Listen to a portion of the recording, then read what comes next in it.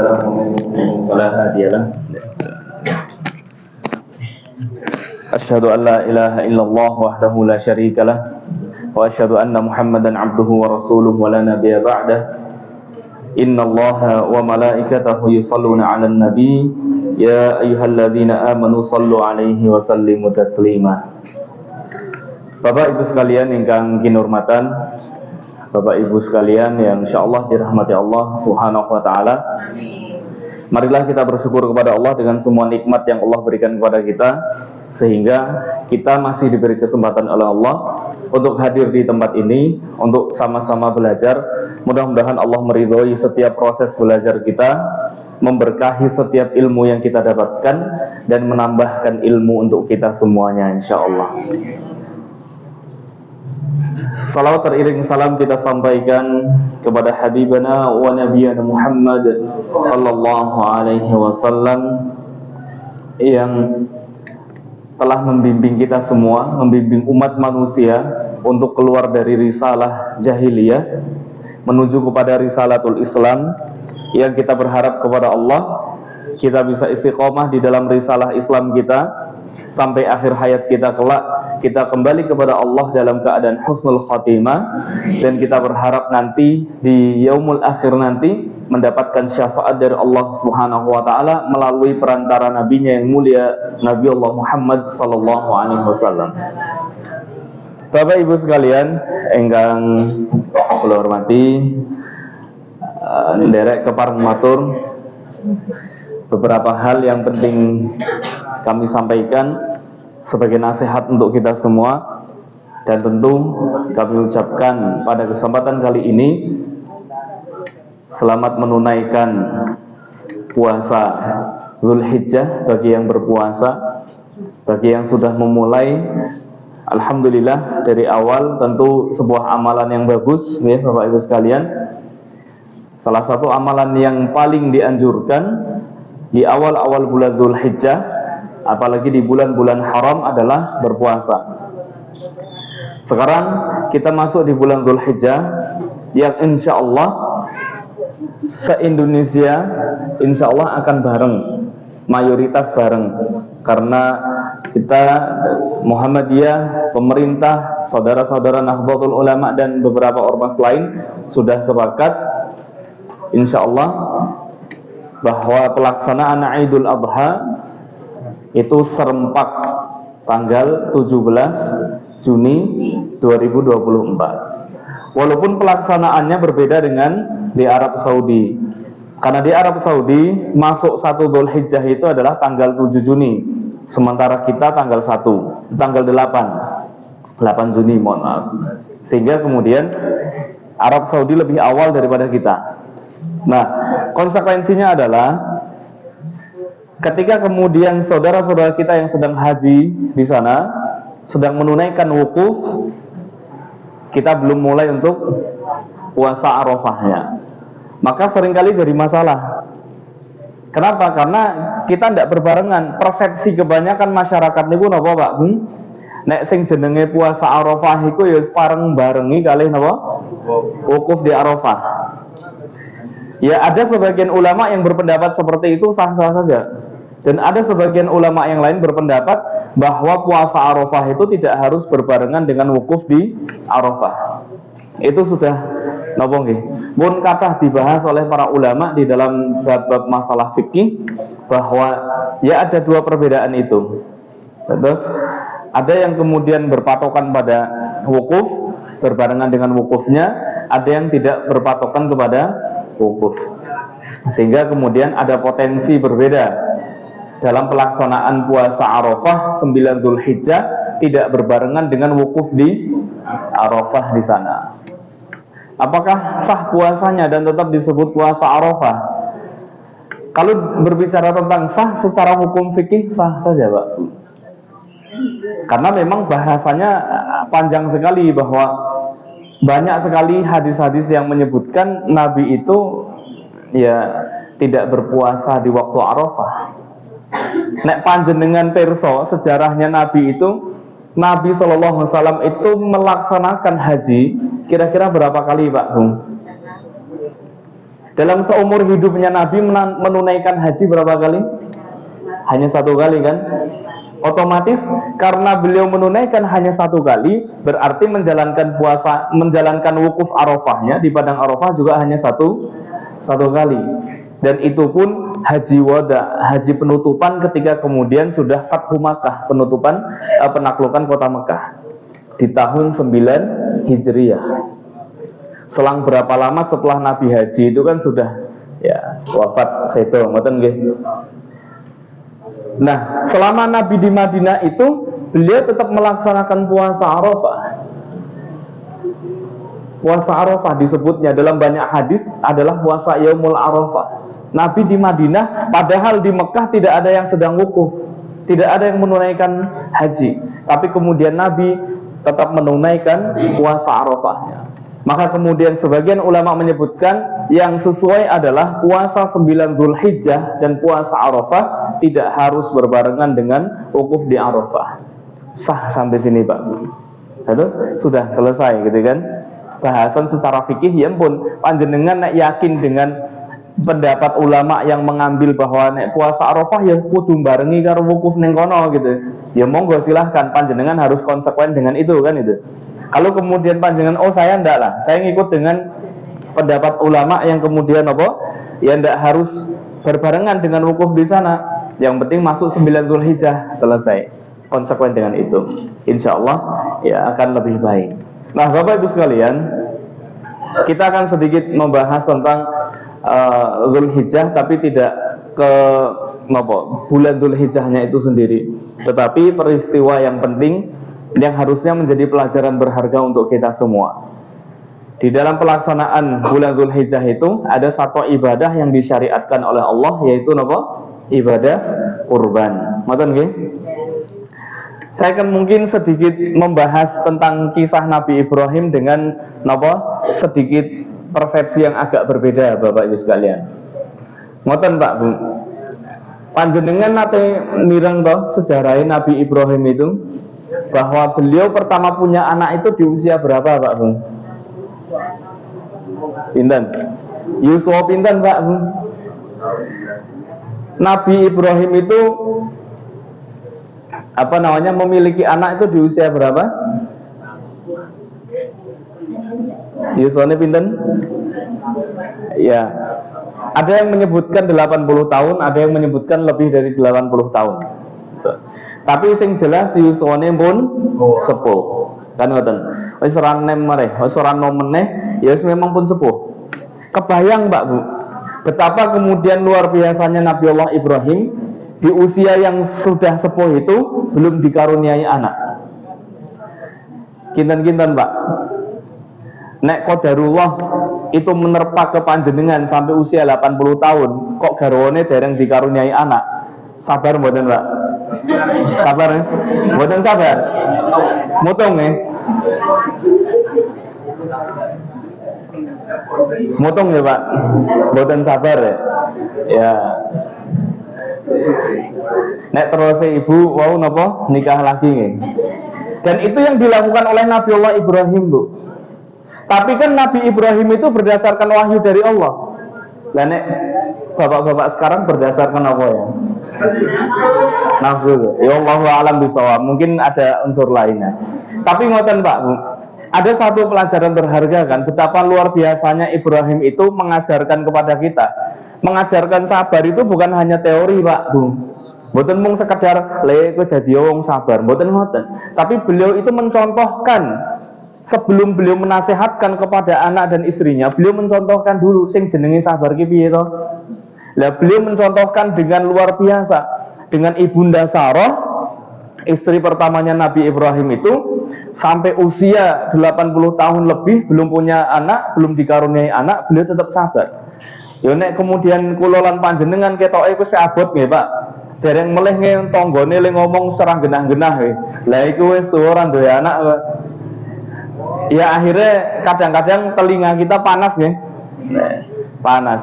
Bahasan kadang-kadang kita itu diwadani kalih tonggo-tonggone mawon wis umur 30 kok urung bojo gitu ya. Itu rasanya wis makdek panas banget lho. Napa melih pun bertahun-tahun menikah tapi tidak punya anak, apalagi beliau seorang nabi, Bu. Nah, ketika kemudian Nabi Allah Ibrahim sudah belum dikaruniai anak oleh Allah melalui istri pertamanya Ibunda Sarah, lalu kemudian diwahyukan oleh Nabi Ibrahim untuk menikah lagi dengan Ibunda Hajar. Lalu kemudian selang berapa lama lahirlah anak pertamanya, yaitu Nabi Allah Ismail alaihi salam. Dan tidak selang berapa lama, lalu kemudian Ibunda Sarah pun melahirkan anak yang luar biasa juga, yaitu Nabi Allah Ishak alaihi salam. Dua-duanya itu jadi nabi semua, Pak. Kenapa? Buah dari kesabarannya Nabi Allah Ibrahim alaihi salam. Dan luar biasa, ketika kemudian Nabi Ibrahim sudah punya anak Ismail alaihi salam, punya anak sampai besar, ngoten nggih, apakah kesabarannya tidak diuji, Pak? Kan masih diuji lagi kan? Gitu. Diuji dengan apa? Diminta anaknya untuk disembelih kan? Panjenengan maki silahkan buka surah As-Saffat.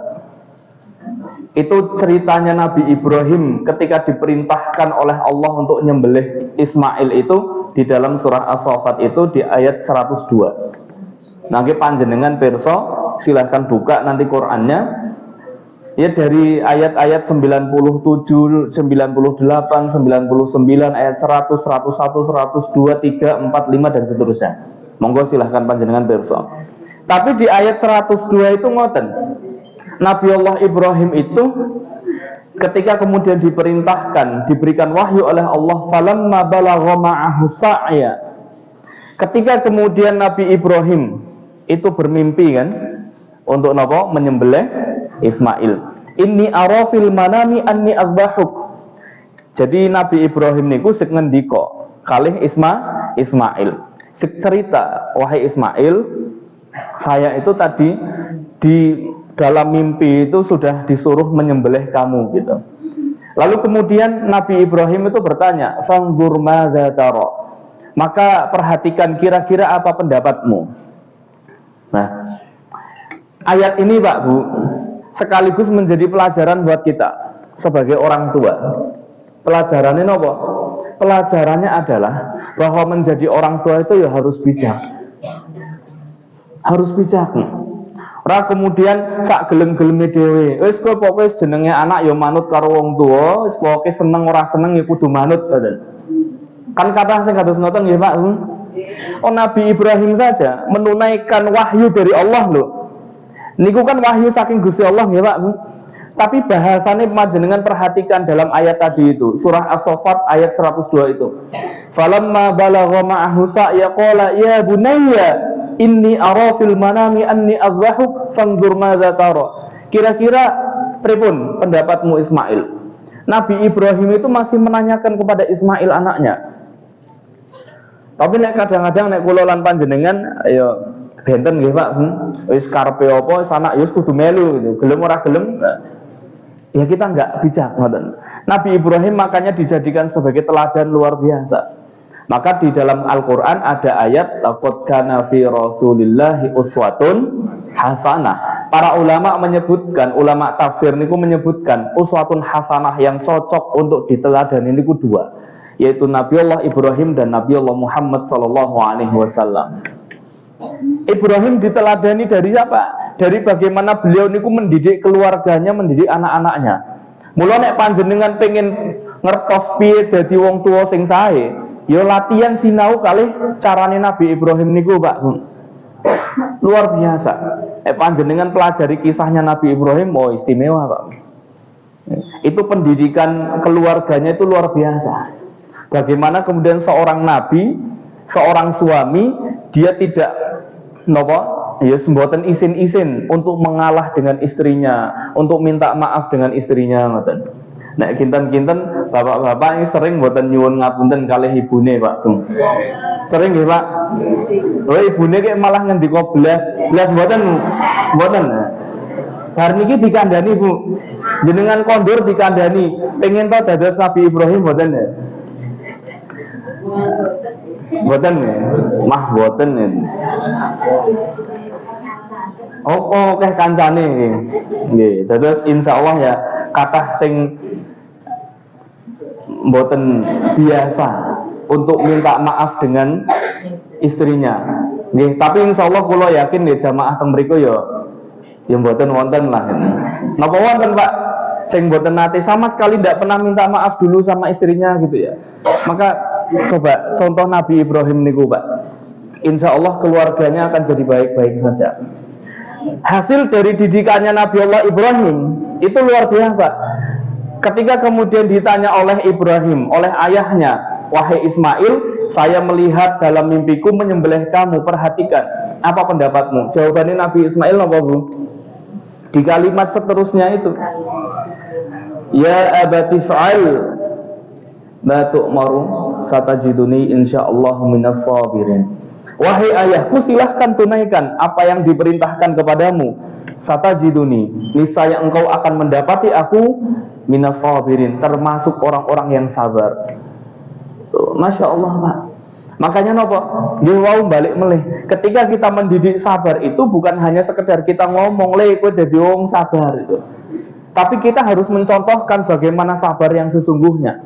Lah nek kadang-kadang kula lan panjenengan le ngendikoni sabar kok ya karo bengok-bengok. Lah yo mbok dadi wong sabar to le. Ibu ki wis ngene. Lah terus pripun anake belajar sabar dari mana? Kan ngoten gitu. Bapak-bapak yang ngoten le ngomong sabar yo karo bengok-bengok, karo gebuki, karo jotosi, ngaten. Karo ngamplengi barang itu.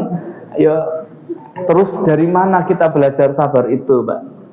Maka coba orang tua yang soleh, yang baik menghasilkan keturunan-keturunan yang baik juga, insya Allah. Maka panjenengan pengen bagaimana hidupnya baik dalam berkeluarga itu, ya contoh bagaimana Nabi Ibrahim itu mendidik keluarga dan anaknya, insya Allah bagus. Nah, Bapak Ibu sekalian, pertanyaannya, kenapa kok Nabi Ibrahim, kenapa kok kemudian istrinya Ibunda Hajar, kenapa kemudian anaknya Ismail alaihissalam begitu sabar dan luar biasa dalam menjalankan syariat Allah itu, Pak? Ibunda Hajar itu luar biasa, kan sabarnya luar biasa ketika kemudian dipindahkan, diperintahkan Allah pindah dari negeri Palestina itu sekarang, lalu kemudian pindah ke Mekah. Sing rumiyin Mekah niku wis mboten wonten toya sama sekali, tidak ada kehidupan sama sekali. Gersang, Pak, Bu. Mekah dulu itu gersang, Pak.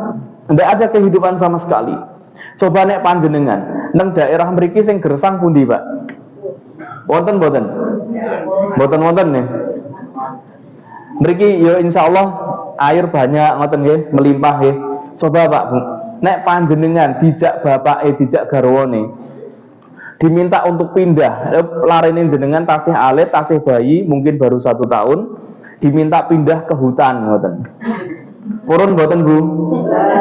Mboten purun. Lah nek niku Pak napa perintah saking Gusti Allah pripun? Lah nek niku perintah saking Gusti Allah purun mboten, Bu? Insyaallah purun. Purun nggih. Wis mugi-mugi ndak diperintah kali Gusti Allah. Lha jare purun Bu terus Bu.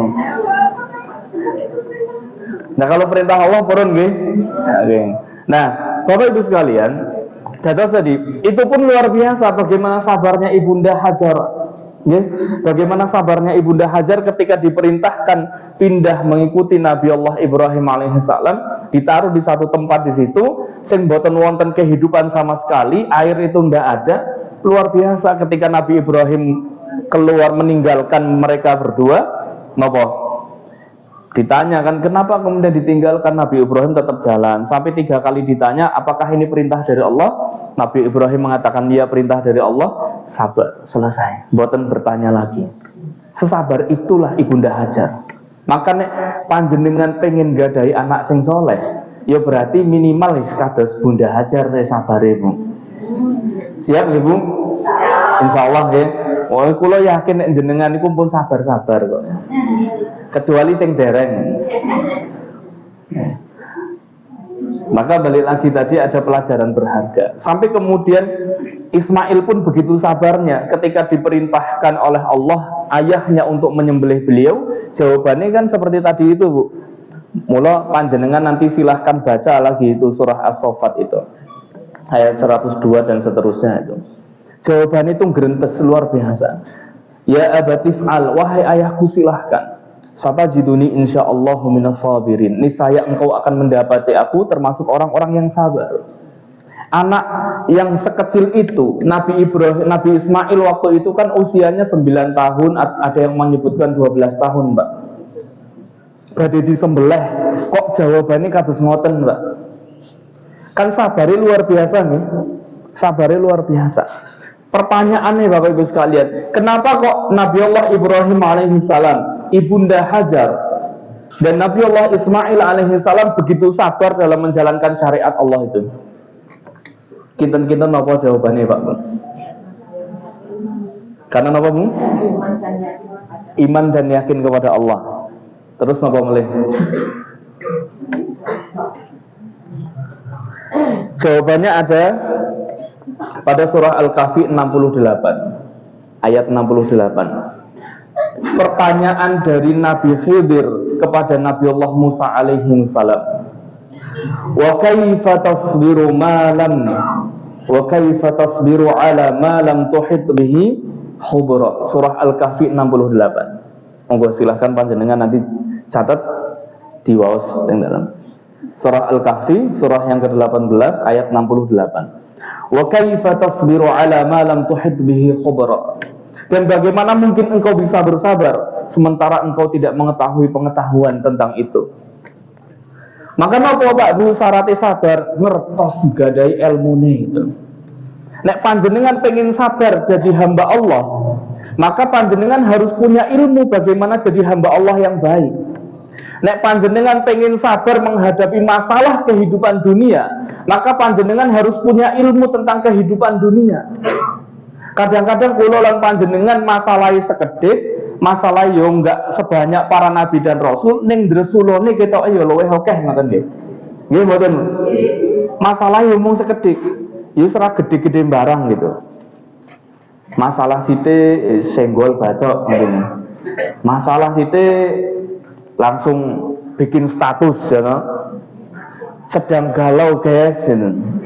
Ayo lho nek anak encah enom enggak apa-apa lah iki pun sepuh kok ya tasih kados ngoten lho.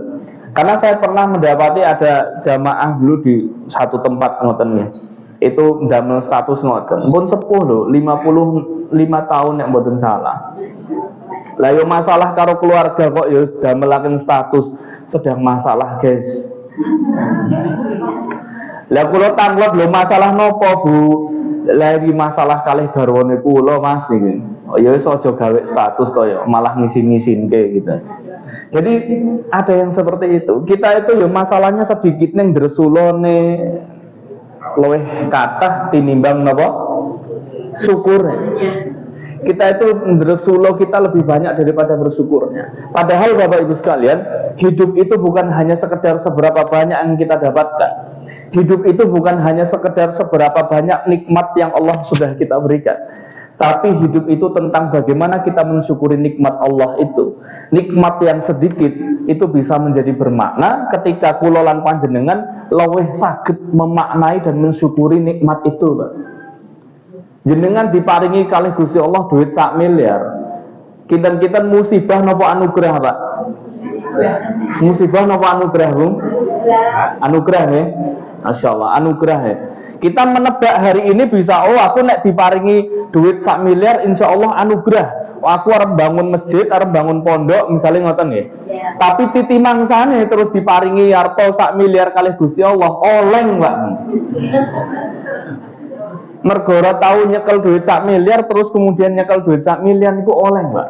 Akhirnya uang 1 miliar itu yang kita bayangkan iso bangun masjid, iso bangun pondok, jadi musibah atau anugerah?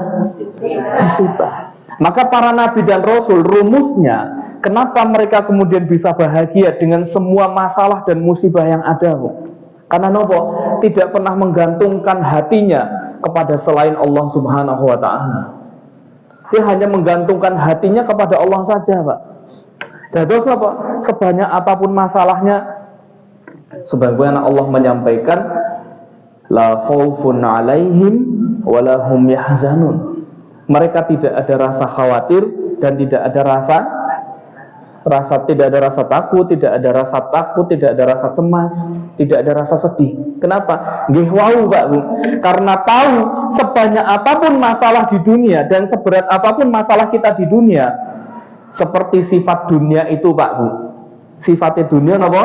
Sementara. Maka sebesar apapun masalah yang kita hadapi, pasti sifatnya pun hanya sementara. Dan sesenang apapun nikmat yang kita dapatkan di dunia, juga sifatnya hanya sementara. Maka tadi pertanyaan, pesan dari Nabi Allah Khidir, wa kaifa tasbiru ma lam tuhit bihi khubra. Bagaimana kamu bisa sabar dengan semua cobaan ujian di dunia ini, sementara kamu belum tahu tentang ilmu dunia. Mula nek panjenengan pengen sabar dados hamba Allah sing sae, ya sinau piye carane dadi hamba Allah sing sae. Insya Allah nanti kita jadi orang yang sabar Pak. Panjenengan ngibadah sholat bisa sabar. Karena apa? Karena tahu ilmunya tentang sholat. Lihat bagaimana kita sabar dalam sholat kita. Kalau kemudian kita tidak tahu ilmunya tentang sholat itu sendiri. Sholat takbir, rukunnya harus terpenuhi, gerakannya, tumak ninahnya, ngoten nggih. Lah nek mboten kemudian kita tidak tahu tentang ilmu sholat, ya jenengan sholat sak karep-karepe jenggang-jengging jembolat-jembalit ya sak gelem-geleme. Nggih kan? Jadi seperti itu, Pak. Tenang, nyaman mboten nek panjenengan le sholat sak emon. Ndak nyaman, Pak kita. Sholat buanter ngoten nggih, Allahu Akbar, bismillahirrahmanirrahim. Sujud ruku, tidak sujud dongane urung keri wis langsung rampung meneh. Ndak nyaman sholat kita, Pak. Ndak nyaman jamaah kita. Maka tadi rumusnya apa? Kalau kita pengen jadi orang yang sabar dalam menghadapi masalah di dunia, maka kita harus tahu ilmunya tentang dunia. Panjenengan pengen sabar dalam sholatnya, maka panjenengan harus tahu ilmu tentang sholat itu. Panjenengan pengen sabar dalam puasa, maka panjenengan harus tahu ilmu tentang puasa.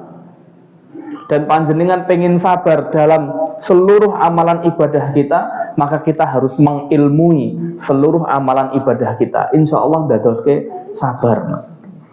Maka nggih tadi betapa pelajaran yang Allah ajarkan kepada kita niku luar biasa. Pelajarannya luar biasa dari para nabi dan rasul yang mulia. Maka Allah menyampaikan dalam surah Yusuf, nahnu naqussu 'alaika ahsanal qasas bima auhayna ilaika min hadzal Qur'an. Kami turunkan, kami ceritakan sebaik-baiknya kisah dari Al-Qur'an itu. Maka sejarah dan kisah para nabi dan rasul kita harus pelajari, Pak. Supaya nopo? Kula lan panjenengan pengen dados tiyang sing kados nopo? Sing sabar. Latihan sejarahnya hidup Nabi Ibrahim. Pengen dados tiyang sing ikhlas, belajar dari para nabi dan rasul. Luar biasa. Termasuk dalam masalah nopo? Masalah akidah, tauhid kita. Bagaimana kemudian Nabi Ibrahim begitu cintanya, dalam sebuah riwayat niku ngoten Pak Bu. Dulu saat derenge Nabi Ibrahim niku nggadahi putra Ismail, nate bernazar, nate berjanji, sesuk nek putraku wis lahir akan kuberikan kepadamu, kepada Allah Subhanahu wa taala. Dalam sebuah riwayat diceritakan begitu. Terus ketika kemudian Nabi Ibrahim sudah punya anak, anaknya itu diserahkan kepada Allah. Diserahkannya pripun? Ya wis pripun nanti nderek dawe Gusti. Nah ternyata kok malah nopo dawe kan nyembelih. Akan luar biasa Pak. Ketika kemudian itu dilakukan, ketaatannya selesai. Nah, maka Bapak Ibu sekalian, dalam masalah tauhid, dalam masalah akidah, dalam masalah keyakinan, sing wau nopo menjadikan beliau Nabi Ibrahim dan beserta keluarganya itu yakin niki wahyu saking Gusti Allah, kedah ditindai, kedah dilampai, dijalankan tanpa bertanya, tanpa kemudian ada keraguan untuk menjalankan wahyu itu. Luar biasa Pak. Itu butuh keyakinan yang luar biasa. Kenapa? Nabi Ibrahim sudah mendedikasikan kehidupannya hanya untuk Allah Subhanahu wa taala. Akidahnya lurus, tauhidnya bersih. Maka Bapak Ibu sekalian, setiap orang yang tauhidnya bersih, akidahnya lurus, imannya kuat, yakin hidupnya akan bahagia, Pak. Uripen jenengan kita sedanten badhe bahagia, yakin itu. Sakinah itu akan kita dapatkan kalau kita punya keyakinan yang kuat terhadap Allah Subhanahu wa taala. Mula prinsipnya apa? Apa yang Allah perintahkan dan Rasulnya perintahkan kita jalani. Kan ngoten nggih. Wis pokoke napa sing diperintahkan jalani sak iso-isone, sak saged-sagedne. Insya Allah akan membawakan kenyamanan dalam kehidupan kita.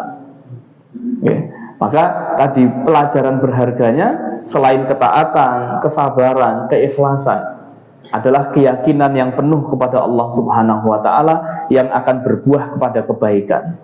Mula Bapak Ibu sekalian, yuk kita latihan. Kita latihan, Pak. Yakin sak yakin-yakinnya kalih Gusti Allah. Tapi kadang kita tidak lolos di situ, Pak. Misal ngoten, Bapak Ibu sekalian. Bapak Ibu misalnya gadah putri, gadah anak nggih, perempuan, badhe dilamar kalih tiyang. Jenengan tanglet gaweane mboten, Bu? Tanglitnya. Malah sok-sok kadang luwih parahe melih napa?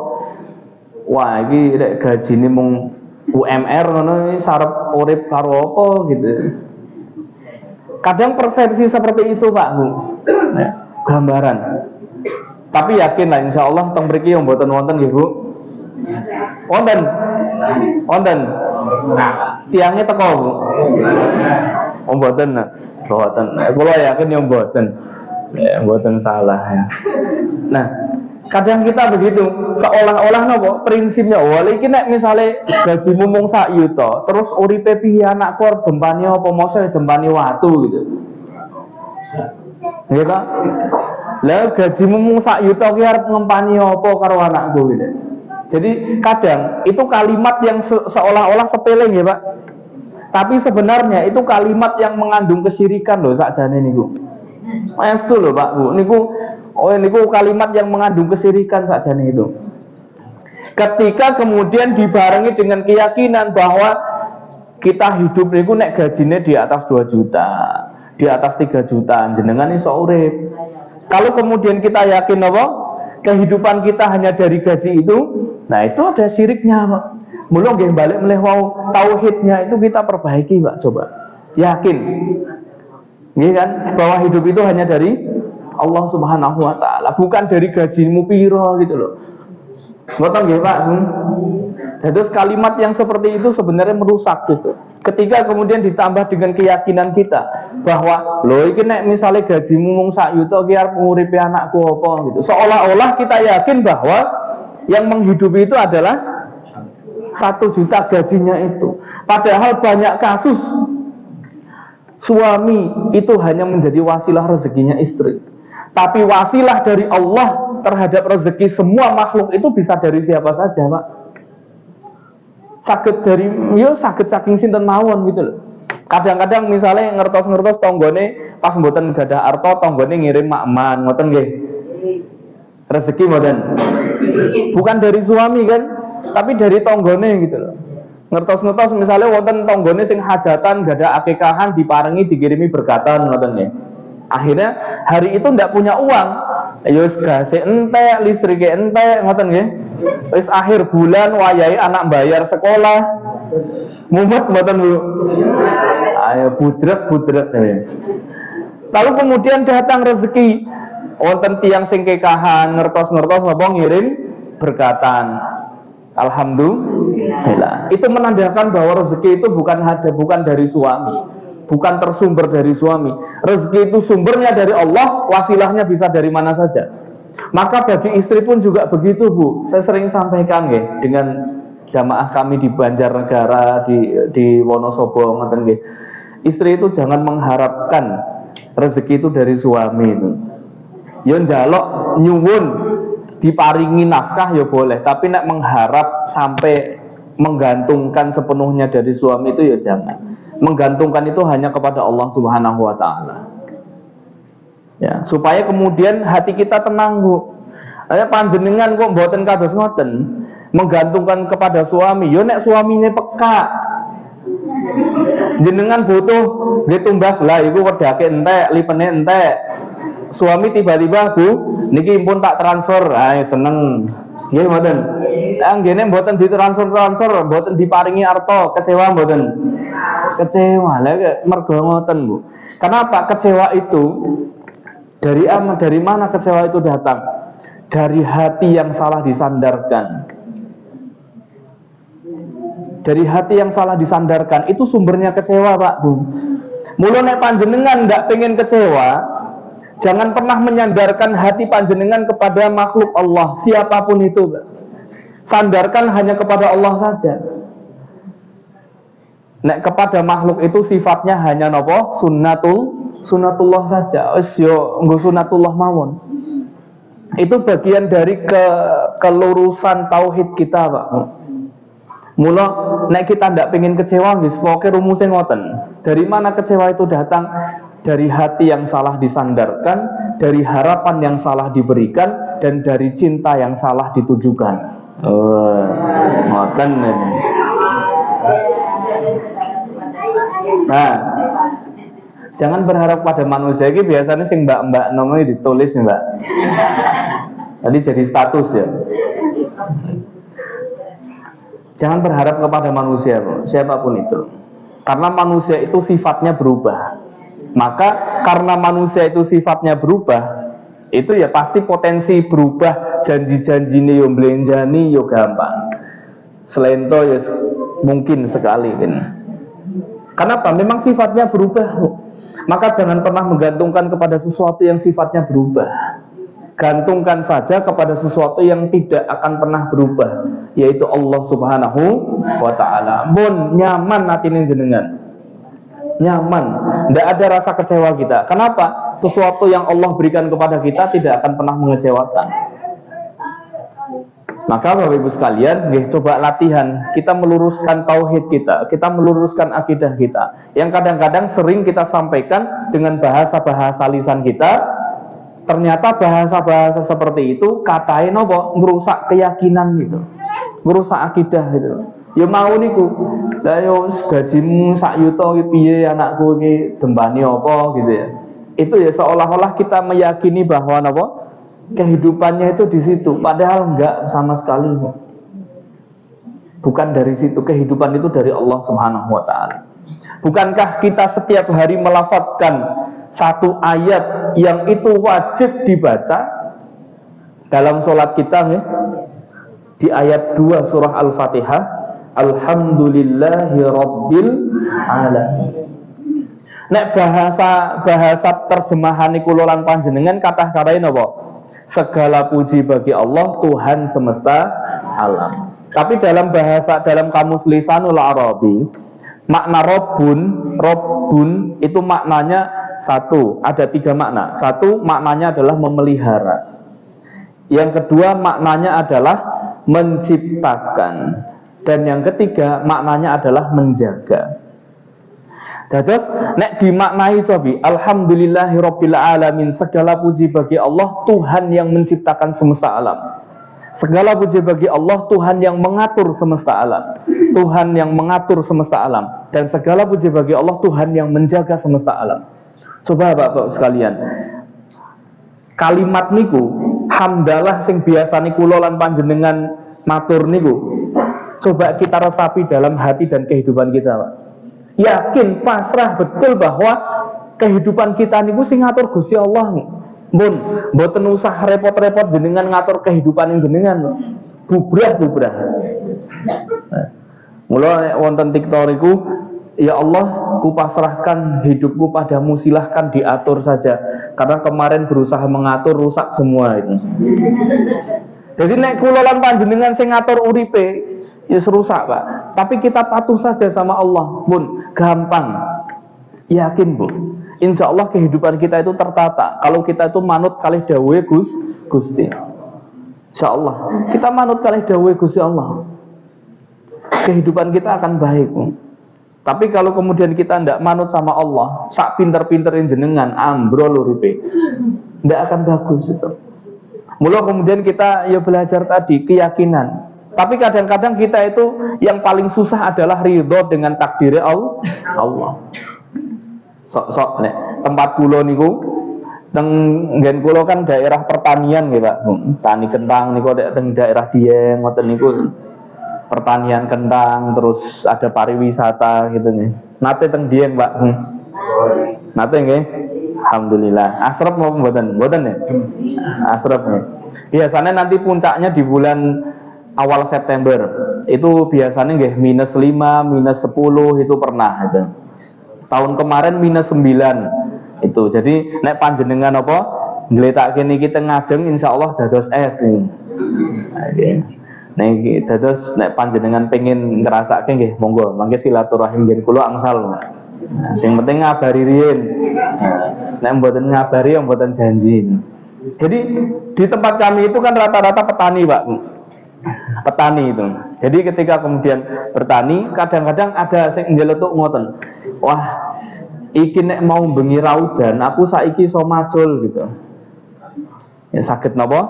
Saged macul sehingga ketika macul kemudian saged nandur, saged nanem. Karena kan kita tidak mungkin menanam dalam kondisi hujan itu tidak mungkin. Lah tembe tanam terus udan ya sambrol mangke tanamane. Hilang bibitnya. Nah, kadang kalimat niku kan sering kali muncul nggih Pak. Iki nek mau bengi ora ngene gitu, itu sering kali muncul. Kira-kira kalimat yang seperti itu bagus enggak, Pak? Bagus mboten? Iki nek mau bengi raudan, lapangan iki mesti ora benyek. Nek lapangannya ora benyek, iso bal-balan gitu. Kita seolah-olah tidak terima dengan takdirnya Allah ya. Padahal sesuatu yang sudah terjadi itu adalah takdir dari Allah, Pak. Sesuatu yang sudah terjadi itu namanya takdir. Maka tidak perlu kemudian kita bersulut dengan sesuatu yang sudah terjadi. Ya memang tadi malam hujan, nek wasilah kemudian tadi malam hujan itu kemudian ya lapangane dados benyek ngoten nggih. Lalu kemudian lapangan benyek itu akhirnya ya mboten saged salat id teng lapangan misalnya ngoten nggih. Ya pun berarti memang kita harus pindah tempat, tidak boleh di situ gitu. Nek cara gampang memahami pesane Gusti Allah ngoten Pak. Oh, mau bengi udan, iki lapangannya terus benyek. Ya memang ra oleh nek salat id teng mriku ngoten. Datang pundi yo ganti golek tempat liyane ngoten. Jadi seperti itu, Mbak. Maka saya sering sampaikan ada teman-teman kami petani, wah iki nek mau bengi ora udan aku saiki iso macul. Saya sampaikan, Pak, panjenengan ra iso macul saiki bukan karena tadi malam hujan. Memang Gusti Allah tidak menghendaki panjenengan saiki macul gitu. Wis panjenengan kon leren istirahat ngoten. Nggak usah macul gitu. Jadi makna cara memahami pesannya begitu Pak. Sehingga kemudian tidak kita terus lah nek mau bengi raudan sih aku ngene lah jan. Kadang akhirnya kemudian muncul muncul perasaan wah jan iki ono malah dersulone tambah parah. Akhirnya kita tidak bersyukur Pak. Makanya satu, jangan sesali sesuatu yang sudah terjadi. Yang kedua, jangan risaukan sesuatu yang belum terjadi. Fokus pada hari ini, Pak. Insya Allah hidup kita bahagia. Oke, rumusnya apa? Jangan sesali sesuatu yang sudah terjadi, karena itu menjadi takdir dari Allah. Yang kedua, jangan risaukan sesuatu yang belum terjadi, karena memang belum menjadi takdir untuk kita. Maka fokus kita adalah hari ini. Kita fokus saja hari ini untuk menunaikan amal yang sebanyak-banyaknya dan sebaik-baiknya untuk kehidupan nanti di akhirat. Insya Allah nyaman hidup kita. Kalau panjenengan selalu merisaukan kehidupan yang belum terjadi, wah iki nek engko rego pangan mundak kabeh ngene ngoten nggih. Wonten sing kados niku mboten? Wonten sing kados niku? Seniki kan harga pangan naik nggih Pak rata-rata nggih. Risau mboten? Risau harga pangan naik. Apa yang dirisaukan? Mbok ora iso tumbas ngoten nggih. Lha iki nek misale harga pangan naik sementara gaji sekian, harga pangan naik, gaji mboten naik, ngoten nggih. Wah iki apa ya iso tuku ngoten nggih. kerisauan itu yang kemudian ternyata kita seolah-olah menghinakan Allah. Kita itu seolah-olah menghina Allah loh Pak. Yang maha menghidupkan itu sinten? Allah. Yang maha memberi rezeki itu siapa? Maka kemudian ada istilah wa kaifa akhaful faqr. Bagaimana kemudian aku khawatir menjadi fakir, wa ana abdul ghani, sementara aku adalah hamba dari yang maha kaya. Pun mulane gampang. Kehidupan kita itu jangan kita gantungkan dengan dunia itu. Kita itu jangan gantungkan dengan uang yang kita punya, jabatan yang kita punya, harta yang kita miliki. Karena itu hanya sementara. Gantungkan saja semuanya sama Allah. Selesai Pak, selesai Bu. Panjenengan mangke wah iki nanti napa sembako badhe mundhak sak karep-karepe mundhak ra apa-apa. Tasih wonten Gusti Allah. Nyaman. Lah kok kemudian lah iki kok gas munda, listrik munda, beras yo munda. Apa meneh sing munda, Pak? Minyak yo munda, sanyo, pam yo munda. Akhirnya naik semua, akhirnya ada rasa khawatir dan rasa cemas dalam kehidupan kita. Maka jangan pernah cemaskan sesuatu yang belum terjadi. Bun, niku Pak, Bung. Jangan cemaskan sesuatu yang belum terjadi. Sama seperti kemudian Nabi Allah Ibrahim ketika hendak menyembelih Nabi Allah Ismail, tidak ada rasa cemas di situ. Lah engko nek anakku mati piye? Gitu kan. Kursi ji meneh ya. Ya nembe Ismail kok niku. Karena Ishak itu belum lahir itu. Itu baru Ismail lah, itu kursi ji kok disembelih kok mati piye? Nabi Ibrahim tidak pernah mencemaskan itu, Pak. Hasilnya apa? Hasilnya ketika kemudian Nabi Ibrahim menjalankan dengan totalitas, tidak merisaukan apa yang sudah Allah perintahkan, hasilnya apa? Digantikan dengan sesuatu yang lebih baik kan? Maka itulah kehidupan kita Pak. Ketika kita bertauhid kepada Allah dengan sebaik-baiknya, dengan seluruh-seluruhnya, yakin pasti akan dibalas kebaikan itu dengan kebaikan yang lebih baik. Maka percaya surah Ar-Rahman, hal jazaa'ul ihsan illal ihsan. Tidaklah kebaikan itu pasti berbalas kecuali dengan kebaikan juga. Artinya ketika panjenengan menjalankan syariat Allah dengan sebaik-baiknya, kita kemudian meluruskan tauhid dan akidah kita dengan sebaik-baiknya, percaya saja bahwa Allah akan meluruskan kehidupan kita. Ketika kemudian kita memperbaiki akidah kita, Allah akan memperbaiki kehidupan kita. Yang penting kita ikhlas hanya mengharap kepada Allah Subhanahu wa ta'ala. Mula Bapak Ibu sekalian, yuk kita ambil pelajaran. Tapi pelajaran itu harus kita amalkan dalam kehidupan sehari-hari. Siap nggih Pak? Siap jadi orang yang sabar? Siap jadi orang yang ikhlas nih? Insya Allah. Berarti nek panjenengan pun siap, berarti siap badhe diuji. Siap nggih Bu? Siap. Semua orang memang harus diuji. Memang harus begitu. Mpun ya Bu, mpun. Ya, mudah-mudahan ujiannya lulus. Mudah-mudahan ujiannya lulus. Dan ujian terbaik dan terberat itu nanti ketika kita berada di akhir kehidupan kita. Apakah kita akhir dengan husnul khotimah atau dengan su'ul khotimah? Itulah ujian terberat kita, Pak. Maka mudah-mudahan dengan ujian-ujian yang mipil di dunia ini menjadi hal yang nanti bisa mempermudah ujian kita yang paling berat, yaitu nanti saat kita berada dalam kondisi naza', berada dalam kondisi sakaratul maut. Mudah-mudahan kita pun lolos ujian tersebut, sehingga kemudian di ujian-ujian berikutnya kita akan lolos.